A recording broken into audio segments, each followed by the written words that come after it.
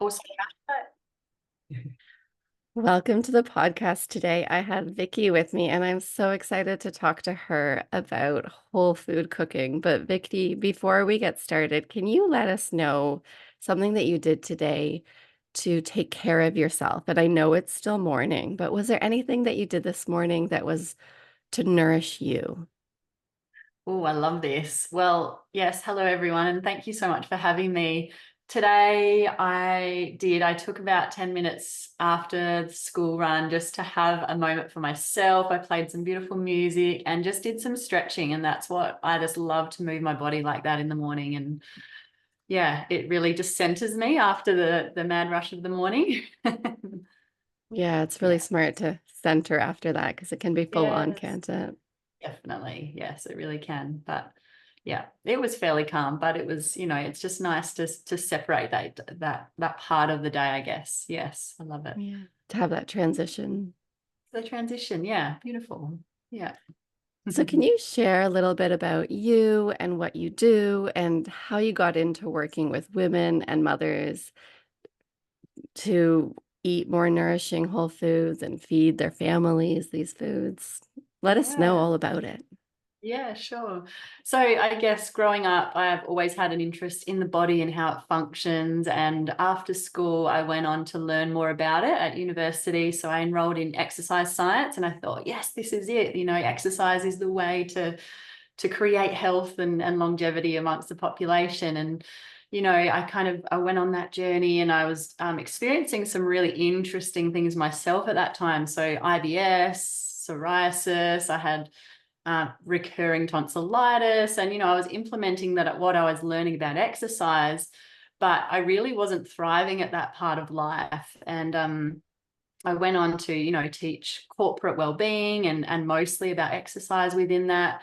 But it wasn't until later on when I started working in retreats that I started seeing the real value of food. So actually, I was like, oh, I think it's the food that's really having the most impact, either positive or negative, in these people's lives. So I went on to enroll in the whole and natural food chef training program, and I moved to Perth, moved hubby to Perth, and set up shop there just to do this beautiful full-time course with Jude Bluro. And along that journey, I was able to fully heal my own gut and properly start nourishing my own body. And gosh, the changes in my health at that time were just phenomenal.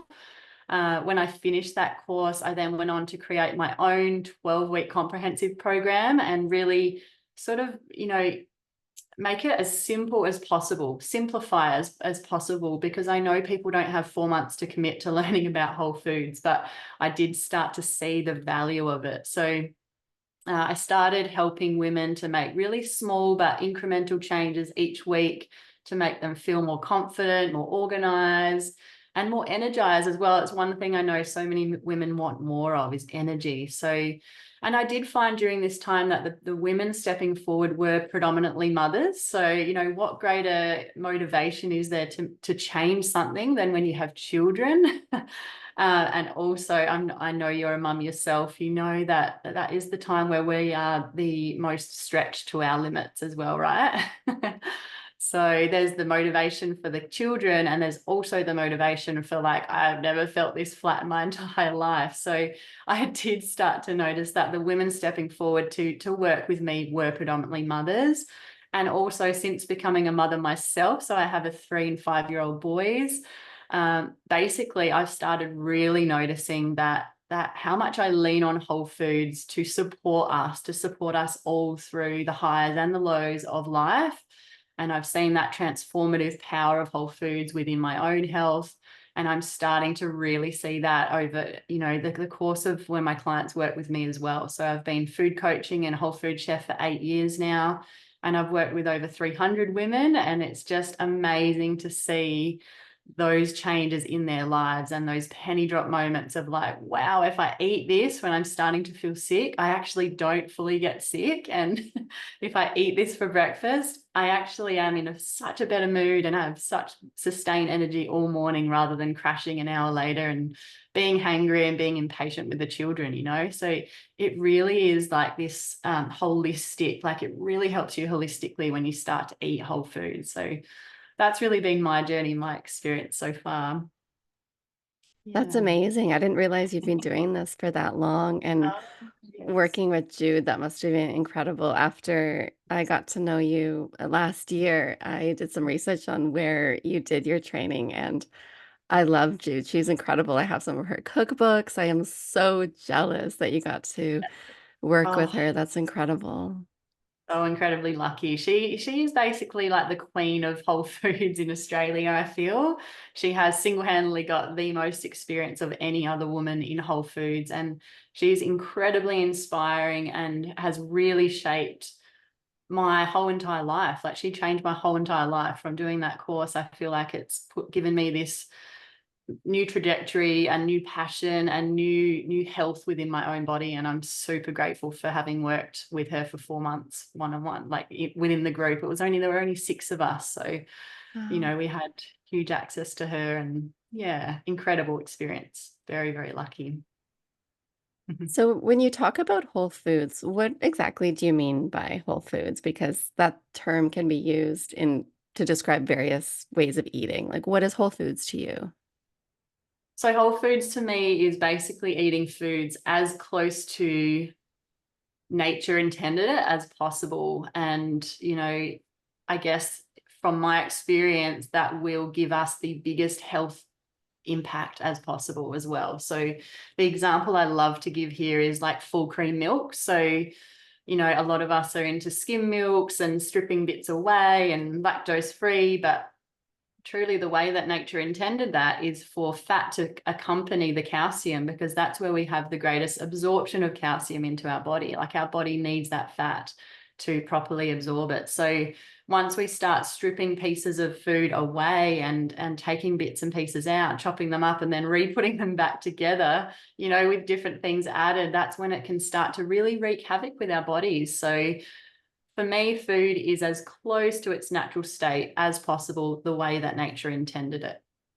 Yeah, Yeah. I agree. It's the way we should be eating. It isn't always easy though, is it? And I No, guess it's that's not why really you're in easy. this work, No, right? There's no, so definitely. And we are exposed to an abundance of convenience processed foods now because of the way that we live our lives.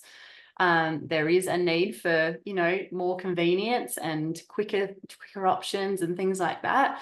But the impact, the true impact of those additives, preservatives, and it's basically, they put those things in there to enhance shelf life, to enhance taste, to enhance flavor, but in no way does that positively impact our health at all. And the other thing with processed foods is that, it's stripped of its nutritional value. Like, they literally chop things out that your body needs to thrive. So yeah, my biggest sort of catchphrase for this is using pantry over pills. And I think that a lot of people can relate. When you start to get a headache, when you start to feel a little bit under the weather, people are reaching for pills more now than they ever have before. And what I'm really passionate about is helping women to reach for their pantry and use whole foods to bring their body back to balance.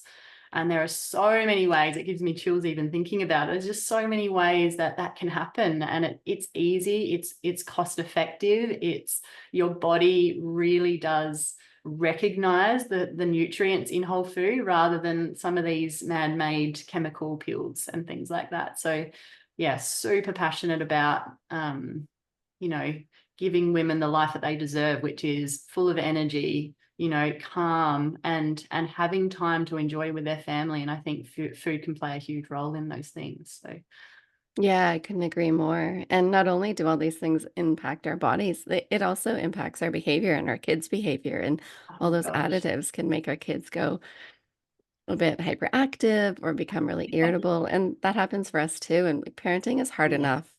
You don't need to Yes. layer on that, right? I totally agree. Yes, I totally agree.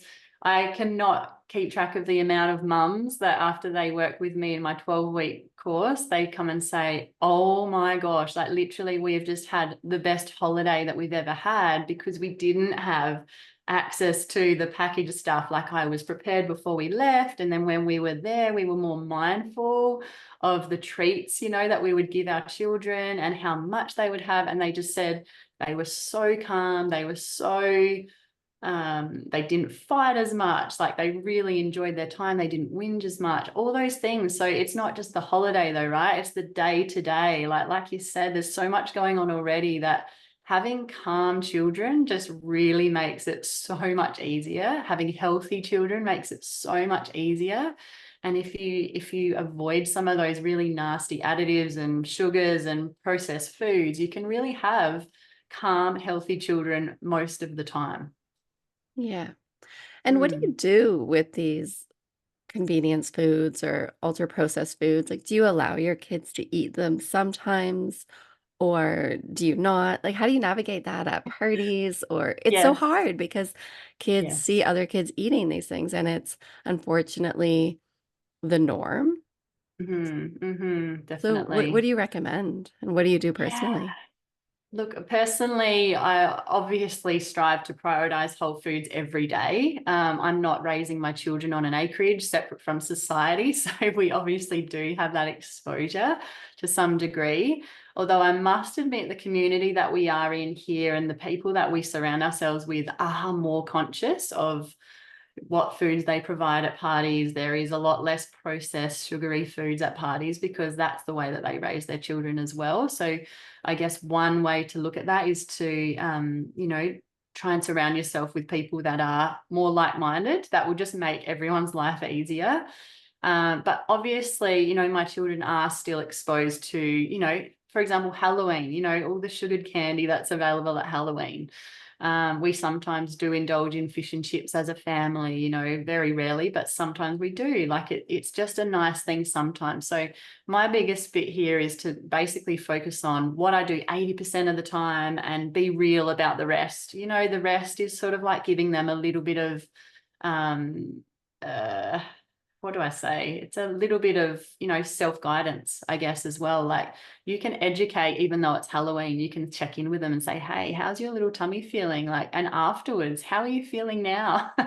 I know for my children, they literally, they'll tell me like, my tummy feels really full now. My tummy feels really sore now, after too much sugar at Halloween. It's a really good education experience for them and an opportunity for you to connect the dots for their little brains of like, so you haven't eaten well and now you're feeling like this. Let's next time, maybe what could we do different? Like maybe we could have less of that differently next time. So I also like to quiz my kids and make it fun. Like, what happens when we eat these foods? And they love to answer. I mean, they're 3 and 5, so they're still little. This may not work with a 15 or 18-year-old. But, I love to quiz them and get them thinking about what the possible outcomes could be of eating certain ways. And then when they are having good foods, the same, like quiz them, what's going to be the outcome when you have your veggies, your protein, the healthy foods that mum's made at home. And just, yeah, I have, yeah, so many more tips around that, but I guess that really summarizes it in a nutshell. Yeah. Yeah, and imagine where your kids will be when they are 15 and 18, when if Mm, you're doing this now and you're giving them that education about connecting what they consume to how they feel and how they're acting, like, it's incredible. That's such so important good. education that our children need, and I love that you use, like, that collaborative problem solving and Mm, questioning and keeping it light because it can I aim to do that myself, and I do a lot of the time, but there are still moments where I notice that I become controlling or, I don't know, like, I just worry sometimes that I could scare my kids so that, like, if they eat some sort of definitely. behavior that it's, like, not okay to eat that, so it's Mm. tricky to navigate that, so Mm, those are really I great hear tips. you. I definitely hear you. And I think we are in a society where we are fear is a big thing. Like we're sort of, that's a whole separate podcast topic. But I think instilling fear in our children is not the way to go about this. I think it's more about that promoting that inner self-guidance and that inner self-knowing. Children are so incredibly clever.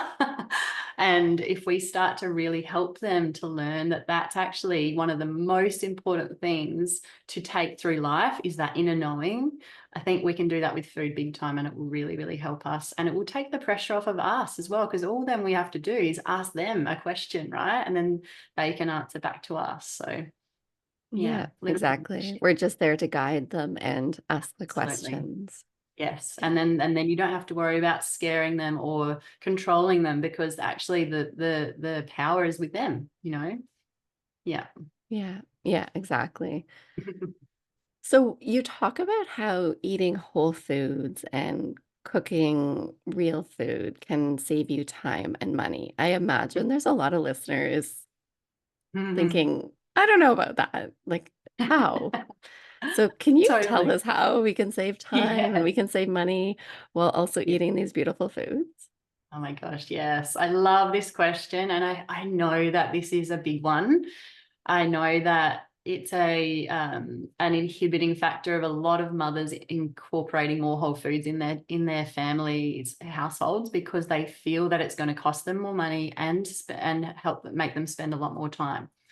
So I have, over the years, I've developed different resources for my clients, and one of them is exactly this. It's a guide of 20 different ways to basically save time, save money in the kitchen.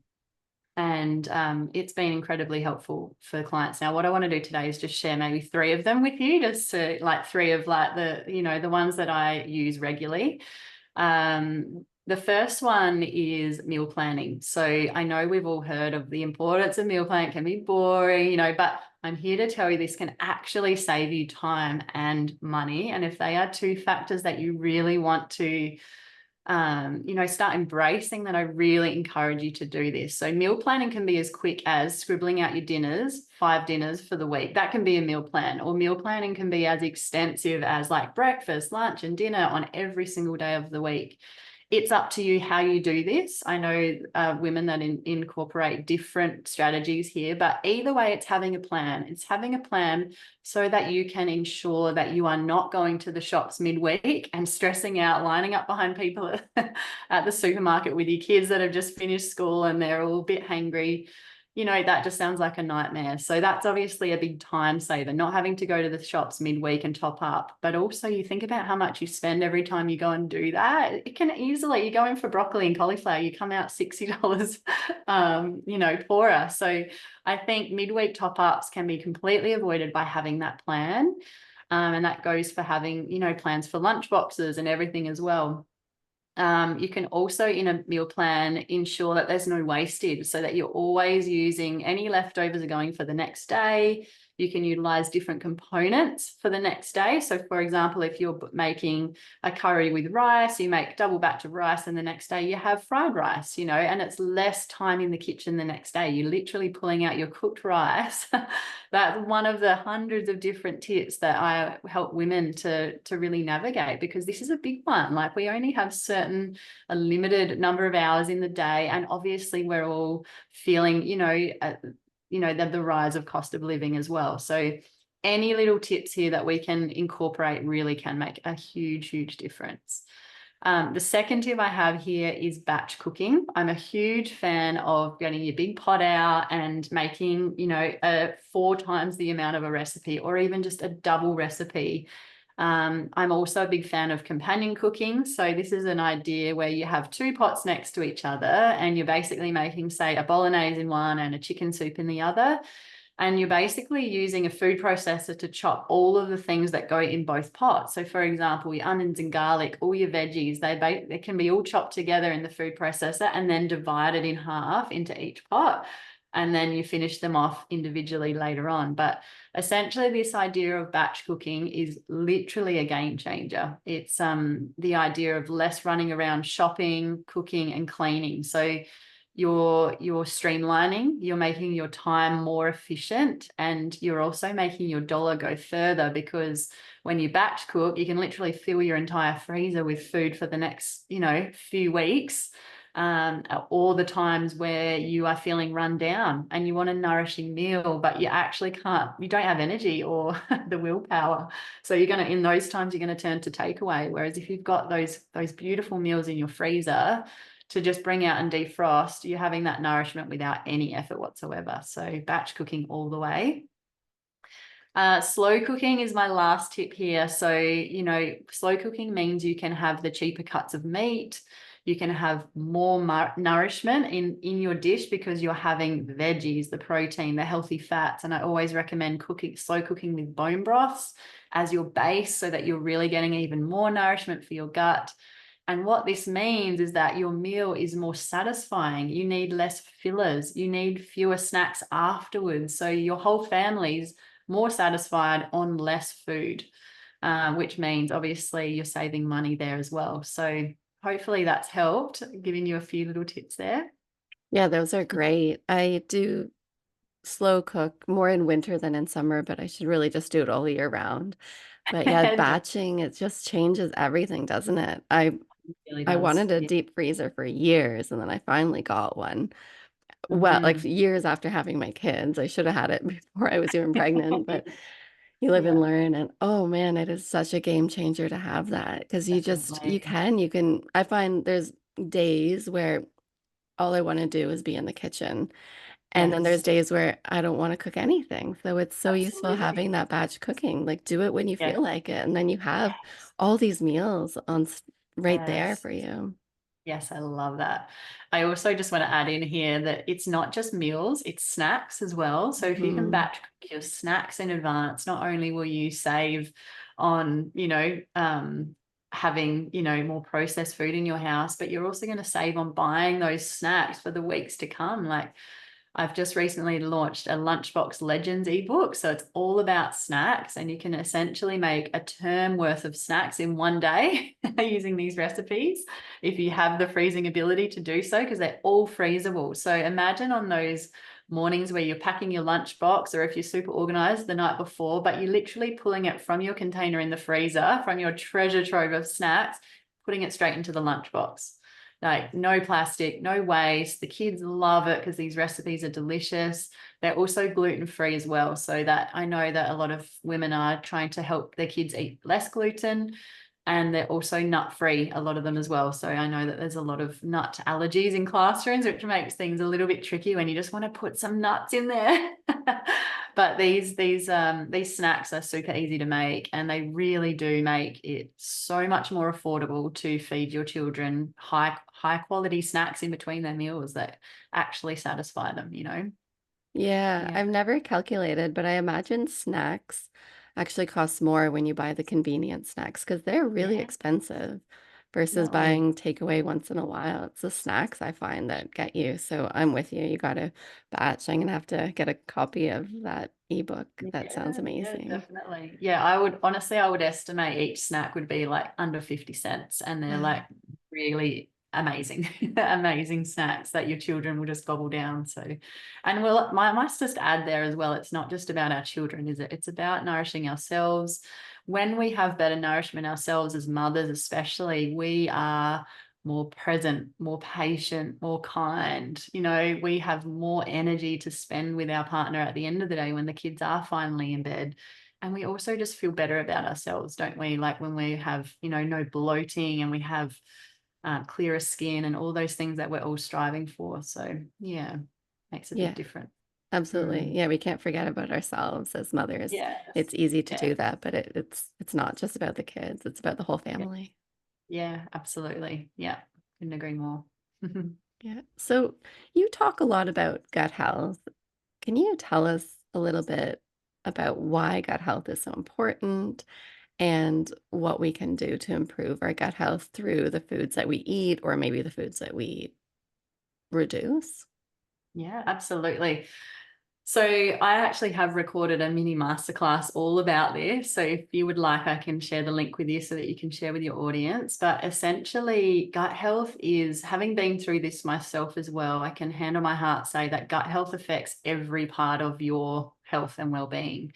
It's not just your physical health, it's your emotional health as well. There's been so many studies linking emotional well-being to the gut, and once the gut is healed and better nourished, the emotional health, the depression, the anxiety, and all those other things can actually dissipate hugely. And I have seen that firsthand with a lot of my clients as well.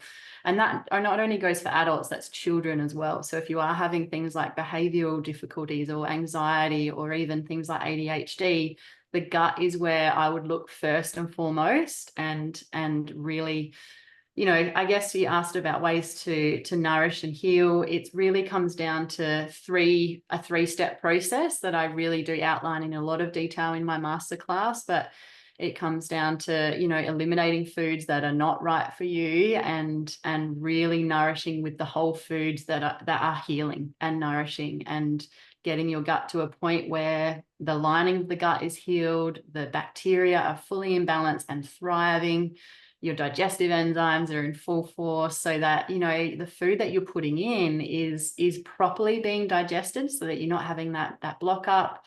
And possibly the opposite, diarrhea is a common one as well with gut issues.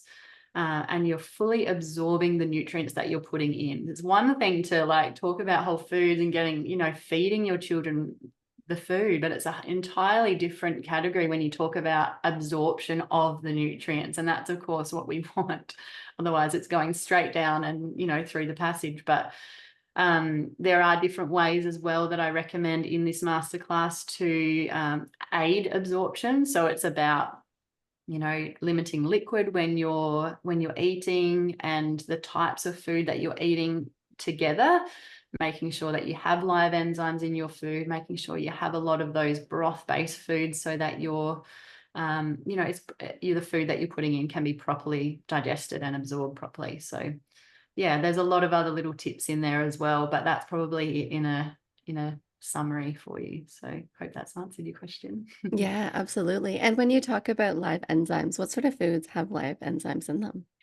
Yeah, great question. So basically fermented foods are the main ones. So sauerkraut, kombucha, kefir, beetroot kvass. There's lots of different drinks that you can have just at the side of a meal. Just, you just need 20 or 30 ml, and that will add the enzymes into your food. But you can also have, the food components. So kimchi, sauerkraut, if you just accompany that to a fully cooked meal, that will really aid digestion for that meal. So it is a really important one. I feel like it's something that we all skip out on most of the time. It's something that we just don't consider. But if we do start putting those into our meals, our gut will just start thriving. And if you accompany that with the healing elements as well, then you really will start to notice the changes in your overall health and well-being. So not only the bloating symptoms, but the exterior. So your skin, if anyone's struggling with things like psoriasis or eczema or acne, these are all really big signs that your gut could be in need of some healing. So that's one big thing that I have noticed with clients, that their skin starts to really glow. And the energy starts to come good, because you imagine if you're putting food in and it's just sitting there stagnant, it becomes like a toxic waste dump for your body. You need things to keep moving. So it can really, really affect energy as well. Weight is another big one as well, that when the gut is right and it's properly nourished and things are moving through properly, it's amazing. The amount of women that say to me, gosh, I have literally lost 10 to 15 kilos while working with you, and it's not even an effort. It's not like I'm focusing on weight loss. It's just happening because my gut is finally feeling healed and nourished after all these years. And I just want to add as well that after motherhood, a lot of mothers can experience gut issues. It's such a common thing. So if you are feeling like that's you, there is definitely, whole foods that can help you for sure. Why do you think that is? Why in motherhood is our gut issues that more prominent? I think it's a lot to do with hormonal changes. I think it's a lot to do with the need for cutting corners, and not you think about before you become pregnant, right? You have all the time in the world to take yourself and pamper yourself, nourish your nervous system, do all the cooking that you desire, go to the farmers markets. Whereas when you become a mum, you have this limited energy, limited time, more stress. You're caring not only for yourself, but for your little ones as well. So I think it's probably a cumulative effect, but I have just noticed that a lot of mothers go, I've never had gut issues. Now that I'm a mum, I do. And it is very, very common and normal, but there are things that you can do to aid your body in that time, because you don't have to feel that sluggish every day. It's just, it can be so different. Yeah. Yeah, and how much easier and more vibrant is motherhood when you do that, right? Yes. Yes, definitely. Absolutely. And that's what we're all deserving of, for sure. I'm a big believer of that. Yeah. Yeah. So before we were talking a bit about like how you talk to your kids about different foods, like the convenience foods, but I'd like to just go back to that a little bit. And I'm curious to hear your take on like how we can help our kids to like love eating vegetables and whole foods because it Mm. isn't always easy to get kids on board. Like, what do you do to help your kids become lifelong veggie lovers? What are some I love strategies that you do, that Yeah, you use? I love this. I love this. So I just want to first start, it's not just the veggies, it's the whole food, like the whole food component that we want them to love, not just the veggies. So Yeah. what I do, there's two strategies that are coming to mind here. First, it's focusing on the benefits. And secondly, it's pure enjoyment. So that's if we have one goal with our kids, it's to help them to love eating good food.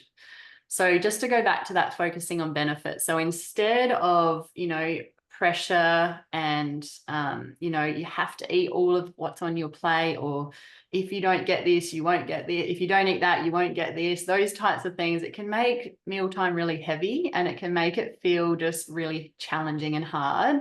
It doesn't have to be that way. So kids love talking about benefits and talking about results. So I don't know about your kids, but mine are asking a million questions a day. They want to know the why. So if we talk about food from like, this will help you get strong muscles, this will help you have energy for sports, this food will help you have a strong immune system so that you can see your friends every day.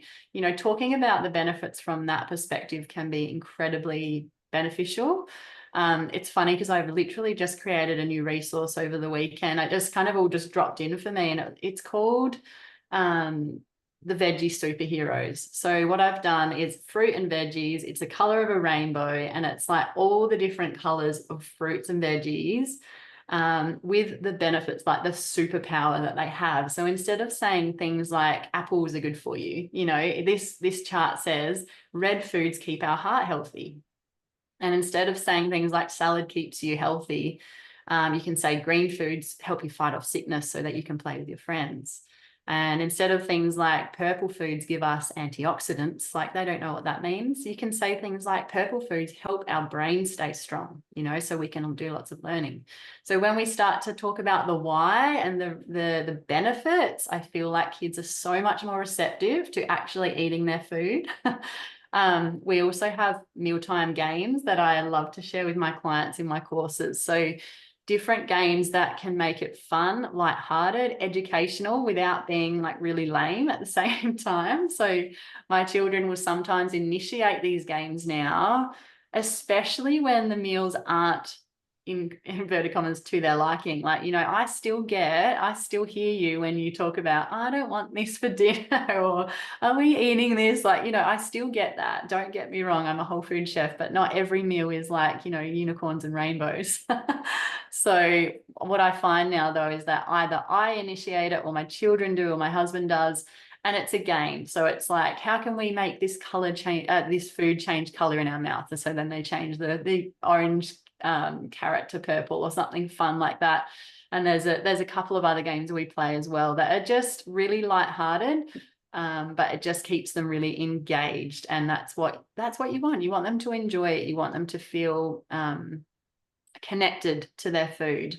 Another thing here is to really encourage, going back to the idea of the inner knowing. So really encouraging that when your children say, I'm full, I have a sore tummy, like really respecting that boundary and really being curious about it, I find is really, really helpful at that point. So instead of just trying to push through and say, oh, it's all right, you're fine, keep eating, you've got to finish your plate, you can say, oh, why do you think that is? What have you eaten today? Or maybe it was the candy that you've just eaten, or the X or Y or Z, be curious about it. I think that's a really helpful way to navigate that time.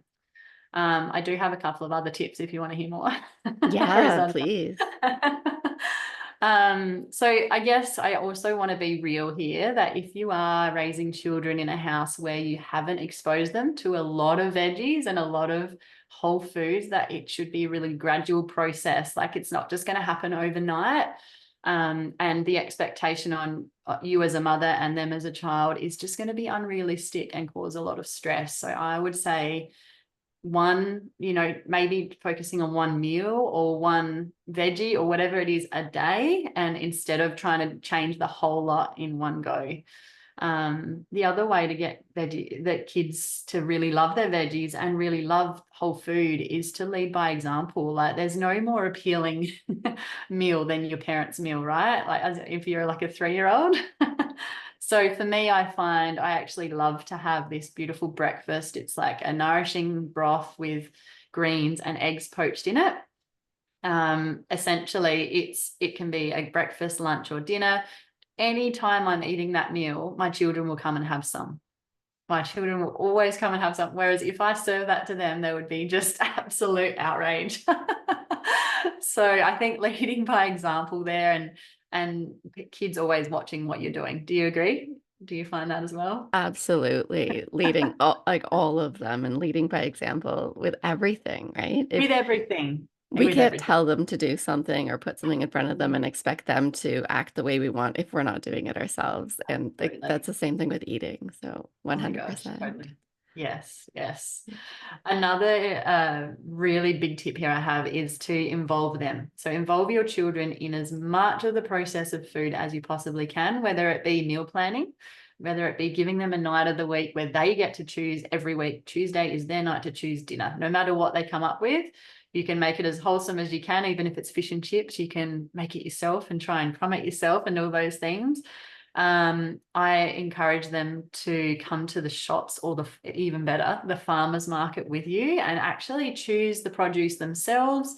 And what's even a step further than that is even growing some things yourself in your own garden. So as much connection as you can foster between your children and their food is going to honestly just make meal times flow so much easier. And it's going to really ignite that spark in them to want to eat veggies. It really, really will. One of the things I used to offer is a kids at the farm day. We used to walk around the farm, harvesting our veggies like basil. We used to make a pesto, and zucchini. We used to make zoodles.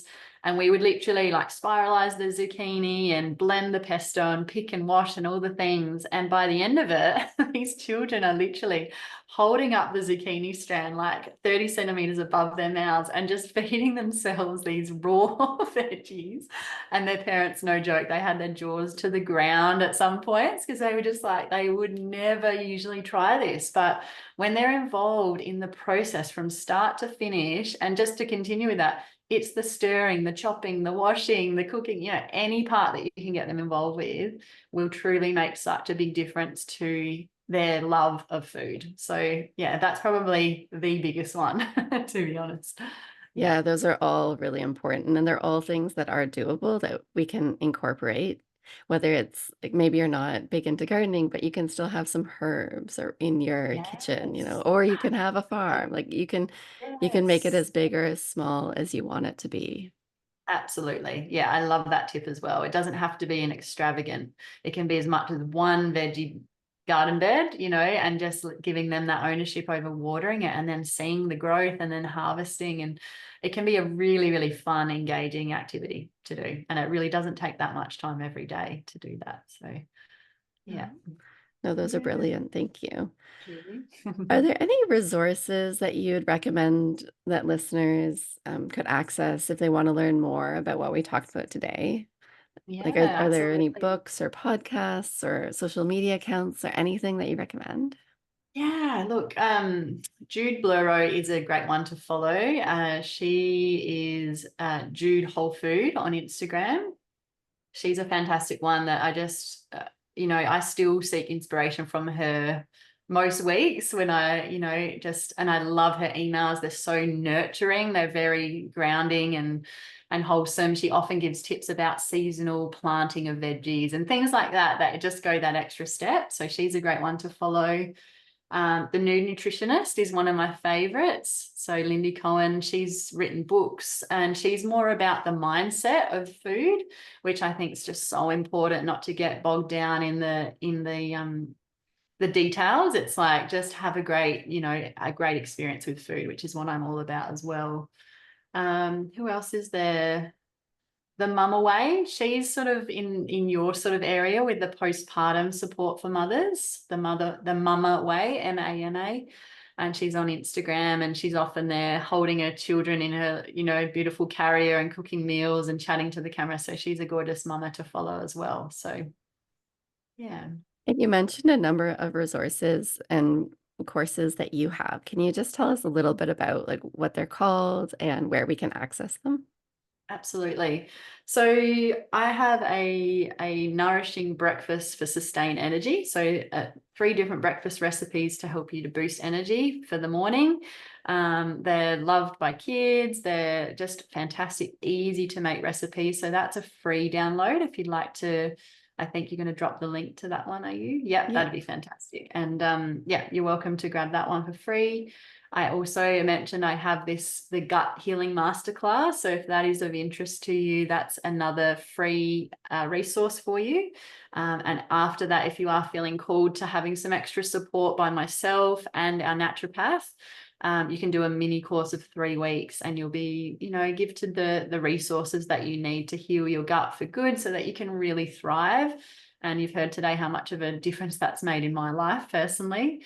And I know that it's such a big one that a lot of mothers just push through. They just think this is my new normal, but it really doesn't have to be that way. So if gut health is one thing that you'd really love to work on, I'd recommend that one. And then I have my super comprehensive, amazing 12-week course, which is called 101 Wholefood Wellness. And that's really designed for mums who want to make healthier changes for their family. They want to be fully supported to make those small, incremental, but effective changes week in, week out. And that really help you make you feel more organized, more energized, and more confident in the kitchen. So not only with your cooking, but just the choices that you make every time you shop, to be really confident that you're actually choosing the right things, because it can be super overwhelming on your own. And yeah, it's just a fantastic course to help mothers to feel supported along that journey. So Amazing. And we'll have the links to all of those in the show yeah, notes. fantastic. And where Thank can you. people find you on socials and your website? What is your website Yes. called? My website is mywholefoodhub.com, and on Instagram it is my.wholefood.hub. Amazing. So Yeah. before we end this discussion, is there anything that you want to add? Any final words of wisdom or anything that you wish I had asked that I didn't? Oh, I think it's been fantastic chat. Thank you so much for having me. I feel like we've covered a lot, actually, a lot of different realms. I think, look, going back to probably highlight just the most important thing is to foster that connection with food, both for yourself and your children. If there's one take-home message, it's if we have a closer connection to food, it will make everything so much easier for the rest of our lives and our children's lives. So that's probably the biggest take home. Yeah. Amazing. Well, thank you so much for being here and providing such value. I really appreciate it. Thank you. Thank you so much for having me. And I hope everyone's got some tips that they want to try and feeling a little bit inspired after that. So thank you so much.